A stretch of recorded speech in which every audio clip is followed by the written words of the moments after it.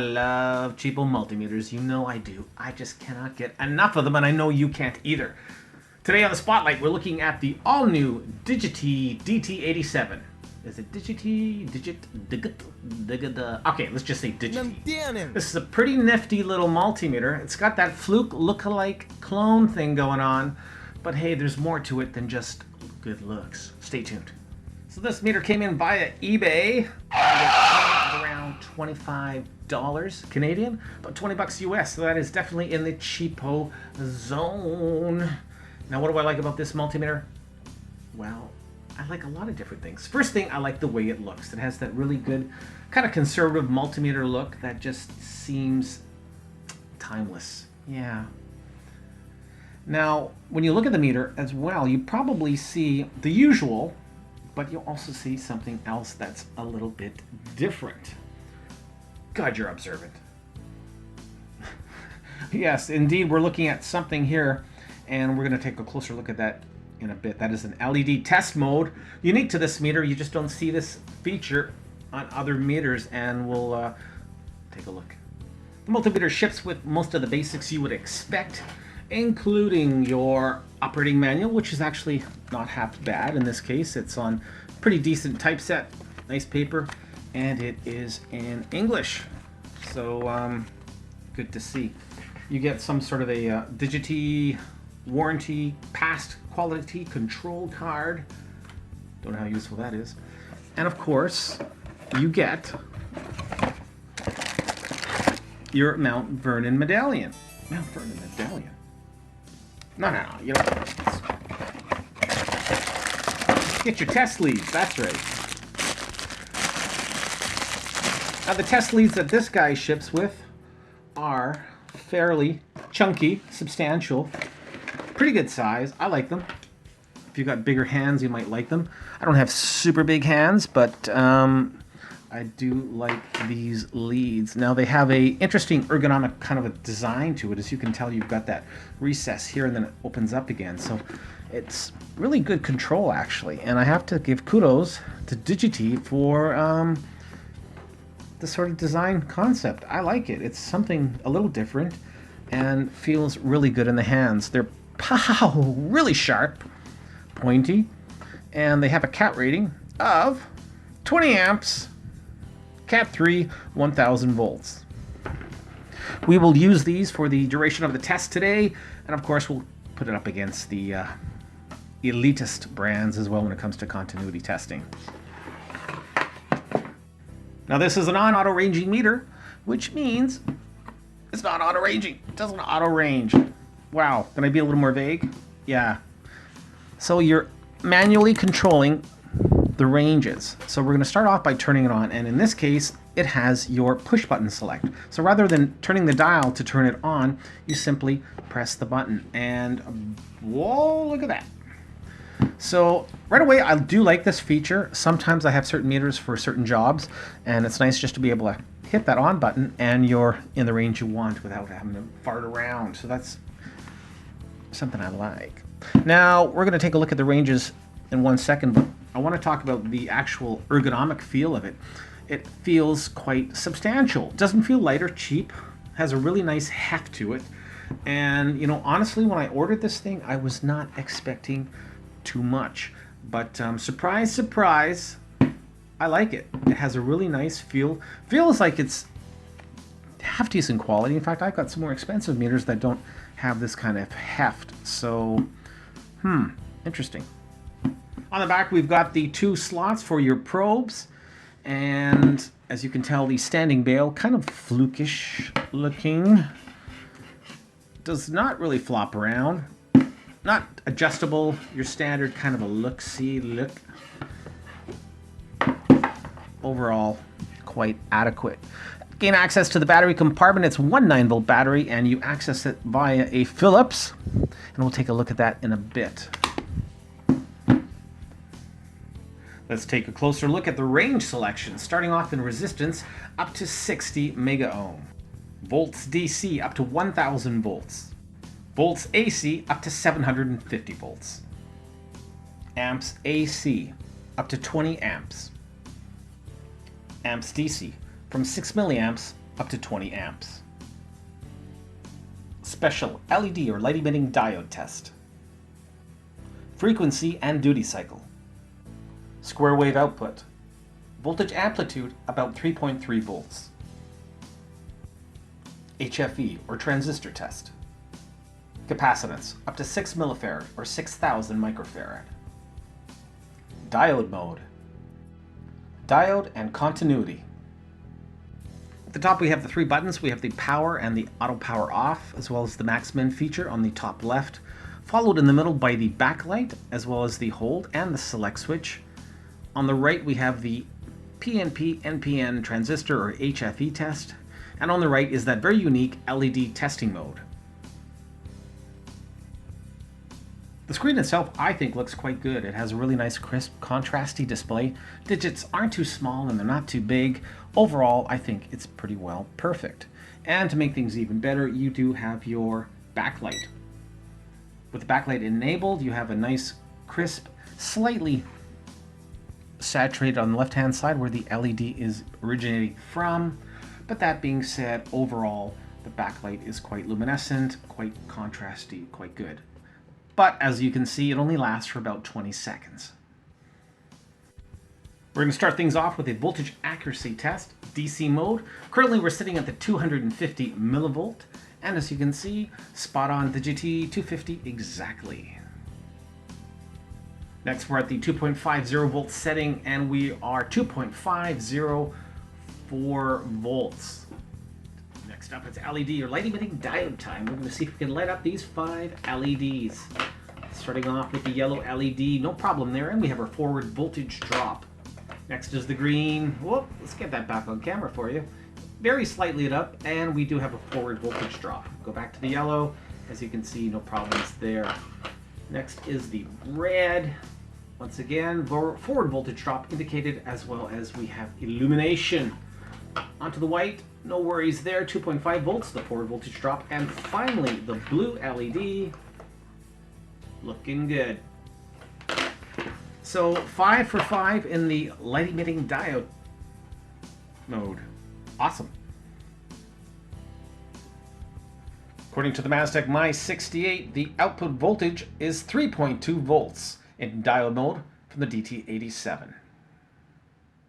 Starting off with the DC voltage accuracy test, I've got the DIGT DT87 lined up against the Fluke 83. So let's take the Fluke lookalike and put him up against the old, recently calibrated, however trustworthy Fluke. Starting off at half a volt, 0.4 volts, and they're both showing even 0.44, 0.44. Taking it up now, let's go to 5.2 volts. 5.2 volts. 5.28, 5.28. Wow, even across the board. Take it up higher now. Let's go to let's make it 13.2 volts. 13.26 for the DIGT and 13.24 for the Fluke. Okay, taking it up higher now. We're going to go up to 22.2 volts. 22.2. It's close. 22.26. for the DIGT and 22.23 for the Fluke 83. And up now, we're going to max it out at 31.5 volts, 31.60 for the DIGT and 31.56 for the Fluke. So wow, very, very, very close. Yeah, doesn't get much closer than that. Good to see that Fluke lookalike is definitely A-OK in the DC accuracy department. In my recent review of the Unity UT89XD, it did have this very cool LED mode, and what that does is it would power any LED without a problem. So you have an light emitting diode that needs to be verified or tested, this meter can do it. But what is neat about the DIGT DT87 is it also does have an LED test mode. In fact, it tells you LED test. You put a range selector switch into LED mode. Now when you're in LED mode, not only is it going to tell us what that forward voltage drop is, it's actually going to tell us where the positive or the anode side of the LED is. Here we go. We're going to stick in a green LED. lights it up, and as you can see, the anode or the positive terminal is here. Turn it around, insert it again. The anode, of course, is now on this side. So the positive side of the LED is here. And the negative side, the cathode, is over there. So this differentiation between the anode and the cathode is kind of cool. So very unique, and I like it. Verifying the forward voltage output of that LED testing mode, and we can see it's 3.60 volts. So that is the what's being put out by the DT87 in LED testing mode. Now, if you recall in the last video, I did measure the forward output voltage in diode mode of the 89XT, and it is putting out over 12 volts. So yeah, about 4 times the output voltage of the DT87. So you're definitely going to be able to do a lot more in terms of lighting up those LEDs with the 89XT, but that positive or negative indicator is a really nice touch on the DT87. The DT87 also ships with a square wave generator, and as you can see, we are at 500 Hertz, and all looks good on the frequency. And actually, that is not a bad looking square wave. We take it up a notch to 1000 Hertz. Looking good. 2000 Hertz. 5000. 10 kilohertz. 50 Hertz. 100 Hertz. 200. 500. So yeah, all in all, pretty useful little function, and seems to work quite well. Sitting in AC volts. Let's see how the household current is today. Oh my gosh! It looks perfect. Something to be said for paying your hydro bill. Now this has a 60 mega ohm resistance range maximum, and we're going to try out a 22 mega ohm resistor right now. And I'm a little over it. Let's bring it up a notch. So fairly fast to range, and close 1% tolerance 15K resistor. And yeah, no worries there. Nice and fast. Next is capacitance. Oh, don't give up your day job and become a singer. That's for sure. Alrighty, so here we have a Sprague. I got my Sprague capacitor. And it is a 1% tolerance. 0.01 microfarad or 100 nanofarad. Here we go. Survey says 109.8 nanofarad. 10% tolerance. Yeah, that works. Now this only has a 6,000 microfarad capacitance only. See how spoiled we get as time goes on? Before, you know, not so many years ago, 6,000 microfarad would have been like stellar. Now it's like, you know, 6,000. Anyway, it's not that bad. So I've got a 4,700 microfarad cap here. Let's see how quick it is to find that.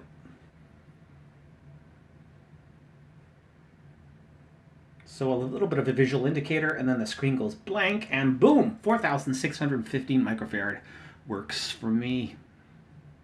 I'm trying to think, what do I prefer, brown capacitors or black? Kind of like the brown.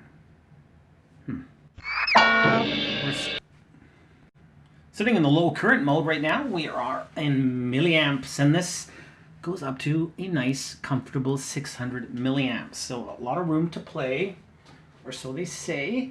And let's check it out. So sitting at 100 milliamps right now, let's take it up a notch, 2 or 3. Going up to 200 milliamps, no worries there. I'm gonna bring it up again, take it up to 300, 420 milliamps. All is quiet. Taking it up to 550, 560, looking good. 570, 590, 600, 600. Oh yes, should I go over? Why not? Why not? Let's go up to 630, and we are over limit. Let's bring it back down. Back down 600, and we are fine. So yeah, we do have that threshold of 600 milliamps. but that should suffice for most of your needs. Checking out continuity, these are the default stock probes. Here we go.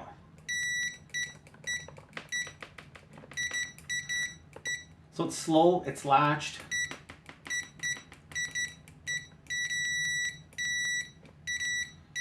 Fairly loud, but not very consistent. Let's try another set of probes. Probe masters it is, here we go.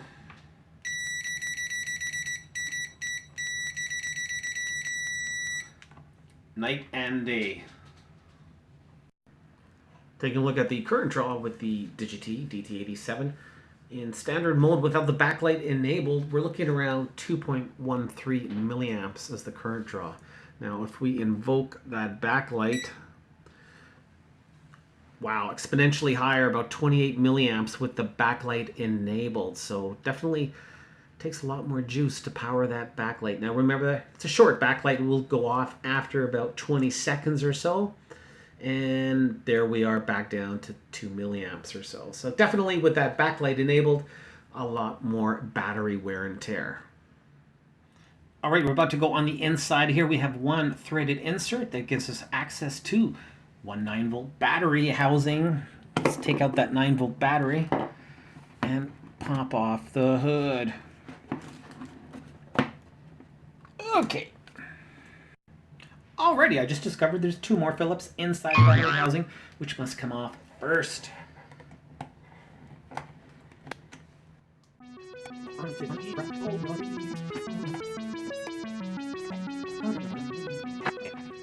Alrighty, we are now ready for liftoff. And actually not looking as bad as I thought. The bottom with the insert jacks themselves, they are the split variety, and they are in these nice solid plastic headers. So really no worries about long-term longevity here. Everything is going to be fine. You've got lots of support and stability. Starting off over at the milliamp side of things. Now, on the outside of the meter, it's saying that we have a 600 milliamp capacity, and indeed we did test that over limit, and it was fine.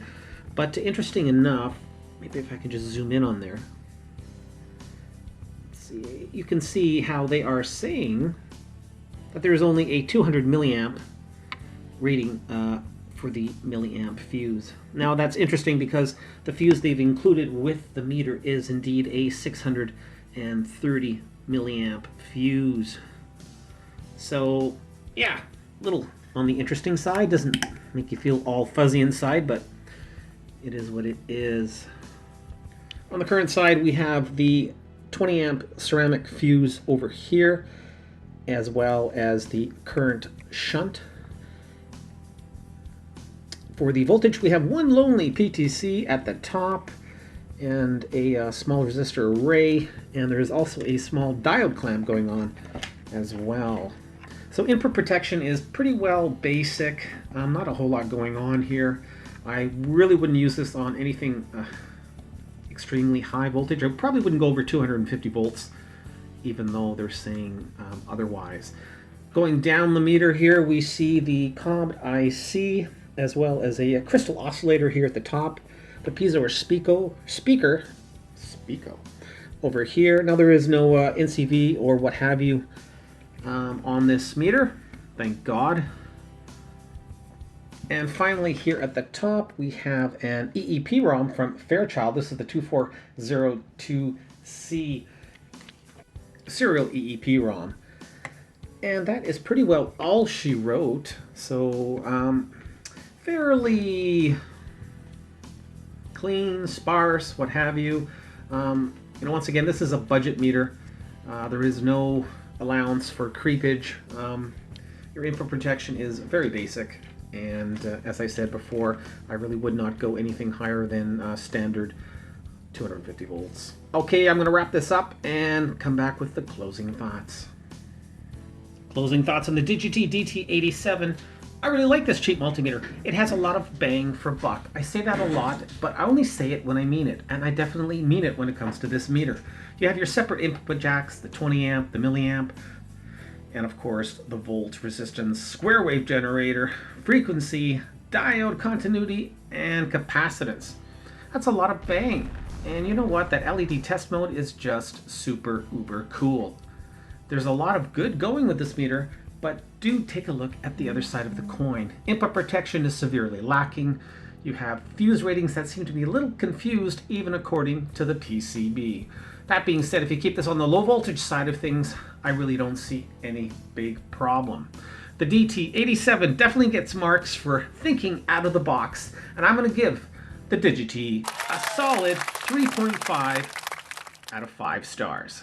Hey, thanks for watching this review. Don't forget, coming up, the Unity Week, a week full of Unity bliss, courtesy of Jerry and Mr. Tools from AliExpress. Looking forward to that. Looking forward to your comments. Please give me a thumbs up, and most of all, you got it, keep on testing.